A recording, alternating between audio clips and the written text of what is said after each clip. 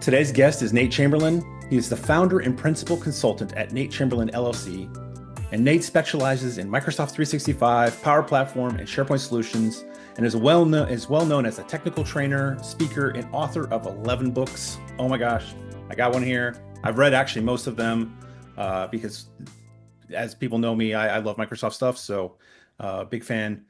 He's a five-time Microsoft MVP awardee before joining the Postal Regulatory Commission, where he is a technical business analyst with high hopes that another MVP is just around the corner now that Microsoft has changed their program, and those of us in public sector can take a look at it. And Nate and I have kind of crossed paths many times due to our shared passion in Microsoft 365. So, Nate, thank you so much for joining me for the podcast today. Yeah, thanks so much for having me. Happy to be here. So, for those who haven't had a chance to interact with you socially, talk a bit about yourself. Talk about where you're from, who you are, and what you do. Yeah, so originally I'm from a small town in southeastern Iowa, but I always loved the big city. So currently I'm from Kansas City, Missouri. What I do with my free time right now is I'm training for a triathlon, but I don't know how to swim and I can't bike very far. So I'm learning how to swim and working on my endurance and hoping to have a big accomplishment share later this year. So aside from getting ready for that, I also like to volunteer at the Kansas City Zoo and Aquarium, where I share with guests about West African animals, their habitats, and conservation efforts around those. And then as far as work goes, I'm very focused, like you said, kind of on Power Platform solution development, but also a big part of my job, not even my current position, usually like the last, I don't know, six positions I've held, I'm always doing user-centric app design, helping with training, helping make sure that whatever solutions we do put into place are understandable and usable. Wow. So Nate, let's roll the clock back. As you Sure. were coming out of high school, did you have a clue what you wanted to do? I thought I did. I was pretty confident in high school, and I was like, I'm going to be an airline pilot. I wanted to fly a commercial airplane, which is kind of laughable these days to think about. But then I changed my mind again and again, especially once I got to college. It felt like maybe every other week I had a new idea, or I met someone new and they were doing something amazing. And I was like, I want to do that now. So I went from airline pilot to, let's see, I think I had psychology. I had cost accountant at one point, had to be cost accountant, not financial. I went into just general business at one point. I wanted to be a music composer, then a music director. So all my life, though, I've been that way. I've had my hands kind of in a lot of things at one time, and that just carried with me through college, where I couldn't pick something, and I never really did. Wow. Eventually, I did graduate with a business degree, and then worked my way into other positions where that's been useful. So then as you were coming out of college with this variety of experience, how did you land that first job? hmm Yeah, so I moved around a little bit. First, I was in Lawrence, Kansas, and loving it there, just kind of small town, college town vibe, and working at the University of Kansas, which was one of my first real jobs, one of my first 40-hour-a-week jobs. And it was just kind of an entry-level job that anybody could get. I didn't even need the business degree that I had, but it was an assistant to the dean of libraries. And so while I was there, I met a lot of amazing librarians and information workers. And I thought, this is what I want to do. I want to work in information. I want to work in libraries. So I sought that degree while I was working there. Got my master's in library science. But just like the rest of my life has been, I didn't end up in libraries, but I did end up in information. But during that time in that role, while getting that degree, I was first learning about SharePoint. My supervisor knew that we had it, knew that we could leverage it, but just didn't know how to take that first step and asked if I would look into it. So that's kind of the first entry into this whole space that we're in now. Wow. It's funny how that happens sometimes where you're just in a role doing whatever and somebody says, "Hey, could you figure out how to make this thing work for us?" The next thing you know, it's a career. Yeah, just saying yes that one time changed everything. So then as you kind of move through your career, what are some highlights for you or even, I know you've worked a lot of places and what was kind of your guiding principle as you were looking at the different roles or projects to make the Mhm. decision to leap? Yeah, I mean, gosh, it was a really hard journey, I think, for a lot of those transitions, like leaving the libraries. I loved who I got to work with. I loved the work that I got to do, the creativity that I was permitted. It was an amazing role. However, of course, in a university setting, sometimes those salaries cap at a certain level. And I was like, well, this isn't quite sustainable for my whole life. So I knew I had to start looking. Broke my heart, but I did get a job at a health system, still doing SharePoint. It was SharePoint Server Administration. So something new for me coming from cloud at the university. But I loved the challenge, but I absolutely cried when I had to leave the university because I hated leaving that team. And I still think about them all the time. They got me started. I owe them so much. But the health system presented a whole new team, excellent people as well. Loved bonding with them. They're a great team. I learned so much about servers that I had no idea about, and doing patching, that was fun. But really started developing some skills that I just didn't even know anything about at the time. I don't have a computer science background and never really had to do any of that. But leaving the health system was again just kind of looking for career growth, looking for other opportunities. And that's when I started to find teams that maybe didn't gel the same way. And I was like, okay, so all of the nice people are in this one area. And then you come here, and it wasn't even the individual people or any kind of issue I may have had with them personally. It was always, it seemed like infighting, this department versus this department, or fighting for funding and trying to undercut each other. And it's the first time I really ran into that. And I was like, okay, so this is corporate America. And it wasn't really my thing. So I was like, I got to get out of here real fast. Mm. Worked my way into finance, which was kind of similar, to be honest. There's a lot of this department versus that department. Right. And it's probably one of the best examples I had of a place where there was technology feuds, where this department is only going to use Zoom, but this Oh. department will only touch Teams. And we just had all these different subscriptions and licenses to products, no compromise, no centralized management. And I was like, well, this makes it difficult too to do what I like to do, which is to bring people together to drive adoption and implementation. And it was kind of beyond my role there. So getting more recent then, right before my current role, I found myself in a training role, which I wasn't sure that I just wanted to do training because my entire career up to that point, I had been developing solutions, working in even robotic process automation, continually learning and acquiring new skills. But now all of a sudden I was only going to be doing training, which is a big part of what I enjoy about my job, but maybe not fulfilling. But I found myself loving it, and doing training full time wasn't a bad thing. And I could still dabble on the side in development just to stay sharp. And as an MVP at the time, I was able to get a developer tenant, still kind of play with the latest and greatest and hear, what's coming down the pipeline. So I didn't feel actually that I was missing that much. That business unfortunately closed the side that I was on, which was the entire business operations side, and I found myself looking for work again. And it just so happens that one of my clients at that job was looking for someone like me, saw that I'd gotten laid off with the rest of the half the business that I was on, and asked if I would come on board. And that's where I am now, working for a federal agency, doing Microsoft 365 solution development, implementation, driving adoption, doing training, content creation, pretty much anything in the M365 world. And it's a perfect fit, just getting to have my hand again in so many different spaces. Yeah, that's interesting. Because I know where you're at is small. Does that mean you also get to do some administration as well beyond just? Absolutely. I Yeah. love roles like that where you're someplace that's scrappy, and then because of that, you get a broader access to be able to see the whole stack from, not the back end of it plus the front of it. How is it configured? And it just makes a difference. Yeah. Yeah. And just being able to have visibility sometimes into that back end while you're also helping people on the front end just speeds up processes so much. Yeah, and for all those Microsoft 365 geeks out there, the one thing I always tell people is you may be in a big bureaucratic organization, ask for global reader There we go. because it's read only. What's it Yep. going to hurt for you to see the configuration? Harmless. But it's so enlightening to see it because then you know what to ask for Right. to get it turned Even on. just the message center, that's a Yeah, huge benefit. yeah. Wow. So I love that. I love that you had some unique industries that you were able to take part in and get some experience in and unique experiences along the way. Um, how did you come about kind of starting your own brand?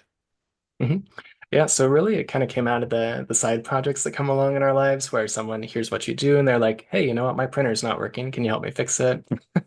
And so I'd be doing my full-time work and then someone would pull me to the side and, wonder if I could help set up some new laptops or fix an issue they had. And it really just was side projects, but it was happening enough where I thought, maybe this is my fallback plan. Maybe there's a space for Nate Chamberlain just to do what he loves to do full time someday.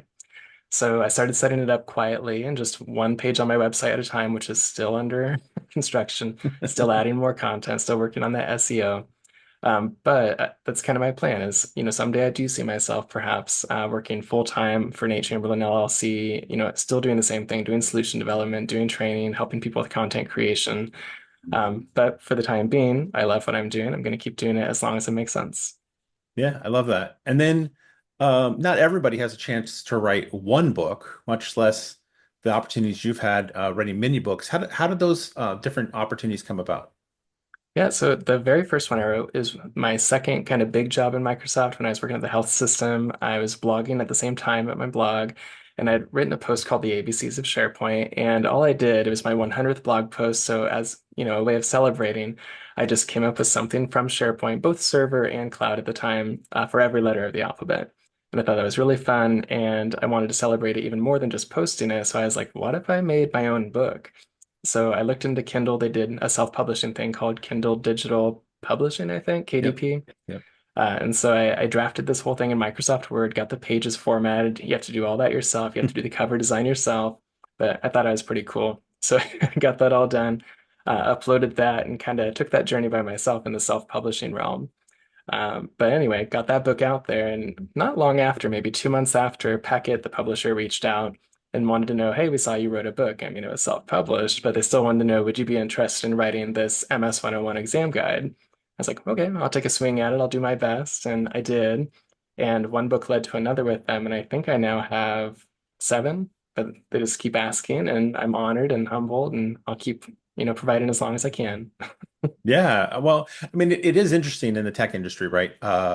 There's a multiple ways for people to learn, and there are multiple types of learners, right? And there's audio, there's visual, but there's writing it yourself, and reading is a key part of that. I mean, what I love about your ABC's book is the amount of space I have in here to make my own notes, and then but then the other books you've been involved in are which are study guides, right, are a different focus.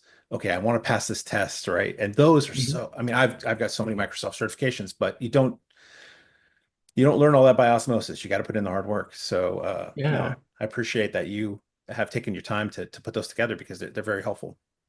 Well, thanks. Yeah, it's a journey really. When you do those exam guides, you can imagine you have to get into every single weed and detail sometimes, but even then, you end up with a 500-page book and you haven't scratched the surface. Right. So I feel like even though we're publishing these books year after year, there's so much that's left untouched. And thank goodness that we have all these options, like you said, to learn. You've got the books, but you've got all these YouTube channels and people creating content there. You've got Microsoft Learn, which is an endless resource. Yeah. If you ever try to like print one of the Microsoft Learn segments, 700 pages. I Crazy. mean, the same thing goes for training, right? I know you do a lot of training and you do a Hmm. lot of speaking. Um, whenever you do that, you have to figure out, okay, I only have so many minutes. I need to Yep. somehow whittle down the essence of something that is packageable so that when they walk away, they have something actionable that they've learned today. And yet, I love doing training because then at the breaks, you have questions, and they're like, "Ah, yes, let's talk about that," right? Yeah. Or they ask you a question that you don't know the answer to, and you're like, Hmm. "Ah, now we have a challenge. So let me get back to you by tomorrow. In tomorrow's class, I will have the answer." Um, and those are learning moments for you as well. Yeah, I think that's the most rewarding part of being at my previous company, where I was training full time, like just learning the entire time along with the students and sharing what you know. And I never wanted to come across as like a podium presenter. And I do that in my sessions at conferences too. Like I'm sharing what I know, I'm sharing ideas, I'm sharing my learned experiences, but everybody in that room or, in the classroom, whatever context it is, has their own experience too. And we can learn so much just from each other by opening up, asking questions, sharing your own, well, when I ran into that, this is what, we did to fix it. And Right? that's another thing I love about what we do in Microsoft 365 is just there's, one problem, but you can probably solve that same problem in four different ways. So how did you originally get onto the speaking circuit, right? Were you a natural speaker and so the Ooh, opportunity came no, along and you just jumped? no, no, it still makes me uncomfortable to this day, but I've always been a person who wants to push myself. So I think it was SharePoint Saturday Omaha was my very first time. I saw that there was some event out there. It was free. It's not far from me, like a 3-hour drive maybe or so at the time.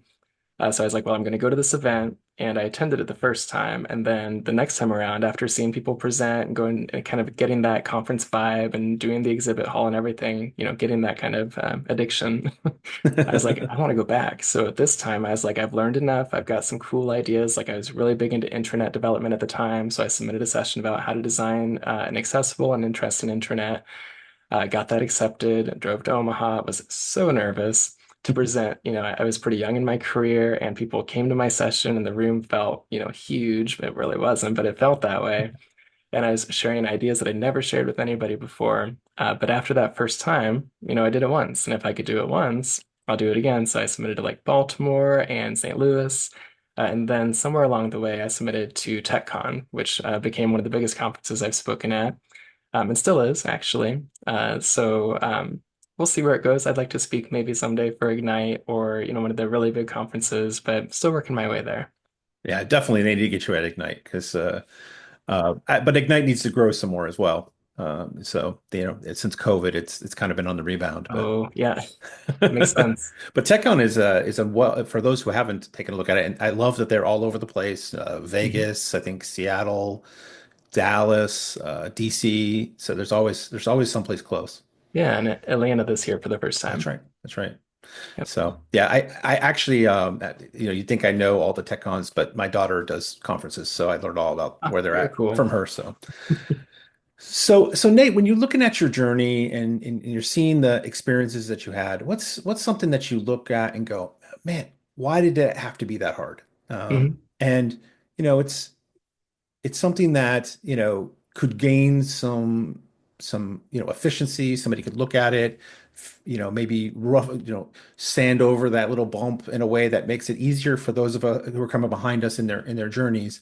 And you and I may not have today in this brief conversation that solution or that idea, but what's something that somebody should consider and then hopefully will tackle? Mhm. Yeah, for me, just having kind of a non-traditional background, I think that was always a barrier. It still is actually. Like when I look at the job postings that occasionally pop up on LinkedIn, sometimes they're still requiring degrees. But I do want to give a lot of credit to the industry because Microsoft's a good example of someone who's kind of changed that. And we're seeing that there's not necessarily a computer science requirement for a lot of jobs where there might have used to have been one. But for me, every job that I've applied to, I've had to, know someone, improve my worth, or, Hmm. kind of Yeah. network that way, or find a job that didn't require a computer science background and maybe would accept something different, like maybe just experience on the job or a business degree, which honestly, there weren't a lot to go off of that, when I was looking for jobs. So I think for me, if I could smooth out that entry barrier where sometimes it just doesn't even make sense to have a degree requirement. For example, if your computer science degree was, 15 years old, so much changes every single year in the cloud world. So why does the person who has that degree, really differ from the person who's been using it in the workplace for, 3 or 4 years? I love that you brought that up. I have a computer science degree, and the day I graduated, it was already obsolete. I mean, nothing Mhm. I learned could keep up with the pace of technology. And, in my own interest, even though the computer science degree, I might have been focused in, core software coding, software engineering. I haven't done that in years, right? I'm doing Power Platform, low code, no code, Mhm. right? Or information management. Um, and so you're right, that computer science degree for many companies is just a checkbox, and it's not really about the value of what you got from it. Right, and it's a good foundation. Even to this day, I kind of wish that I had, like networking experience, never had to do that. I've worked very minimally with servers because I've been so cloud focused. So Mm. there's areas that even though I don't work in it every day and I may not work in it much in the future, I still have that interest. I want to fill in those gaps. So there's definitely value. In fact, I've been looking locally. There's some universities here who offer a master's in computer science, and I'm like, do I want to go back to school? It's not for a job, but do I want to do it for me? If I were you, I mean, this is just me because I like to do this anyway. Mhm. I would like take a one-off community college class on those topics, right? That's smart. Is the degree really needed? Yeah, what does it do? Yeah, but is the experience of the knowledge that you would gain from it worth it? Absolutely. Yeah, yeah. I think I'll look into that. I like that. Yeah. So what's coming up for you here in the next bit? hmm So let's see. Next up, I think, is TechCon. So I'm doing two this year. There's next month is Seattle for TechCon, and then Atlanta, I think, is in August. Don't quote me though. But those are big. And then I don't know about books. Writing books takes a lot of time and effort. So what I'd like to kind of pivot to outside of conferences is doing more video content. I think people receive that really well. It feels like it's more engaging. And when I'm looking at my stats on my blog versus videos, I see a lot more engagement in video, like just this year versus maybe the last 5 years. Just huge uptick in video content. I mean, you have a voice for ASMR. You know, I've heard that it's before. smooth, it's calm. I could see why if I was trying to solve a critical problem in SharePoint and your video had the answer, why it would de-stress me. That's awesome. Yeah, I'll have to create more. So I love it. I love it. So yeah, absolutely more content. And that will also help for your MVP as well. There we go. Yeah. Yeah, fingers crossed for that. Hopefully that's in the future too. Well, Nate, I want to thank you so much for sharing your journey and what's going on in your life. And just thank you so much for coming on the podcast. This has been a great conversation. Yeah, such a pleasure. Thanks for having me.